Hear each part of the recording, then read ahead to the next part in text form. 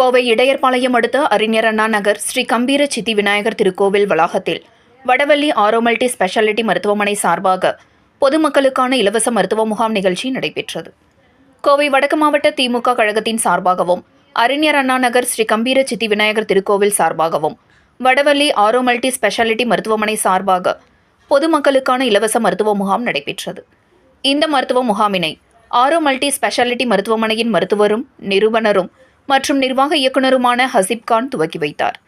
இந்த முகாமில் அப்பகுதியைச் சேர்ந்த பொதுமக்களுக்கு எடை, உயரம், இரத்த அழுத்த பரிசோதனைகள், சர்க்கரை அளவு பரிசோதனை, கொழுப்பு பரிசோதனைகள், நுரையீரல் செயல்பாடு பரிசோதனைகள், செவித்திறன் குறைபாடுகள் பரிசோதனைகள், எலும்பு அடர்த்தி பரிசோதனைகள், பிசியோதெரபி பரிசோதனைகள், மூட்டுவலி பிரச்சினைகள், பொது மருத்துவம் உள்ளிட்ட பல்வேறு பரிந்துரைகள் செய்து அவர்களுக்கு மருத்துவ ஆலோசனைகள் வழங்கப்பட்டது.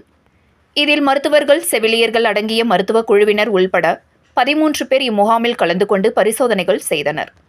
இந்த முகாமில் ஆரோ மருத்துவமனையின் நிர்வாக அதிகாரி ரமேஷ் மந்திரி, மருத்துவர்கள் கேசவராஜ், குமரேசன், வினோத் மற்றும் அறிஞர் அண்ணா நகர் ஸ்ரீ கம்பீர சித்தி விநாயகர் திருக்கோவிலின் அறங்காவலர் குழு தலைவர் சோ துரைபாண்டியன் உள்ளிட்ட பலரும் கலந்து கொண்டனர் என்பது குறிப்பிடத்தக்கது.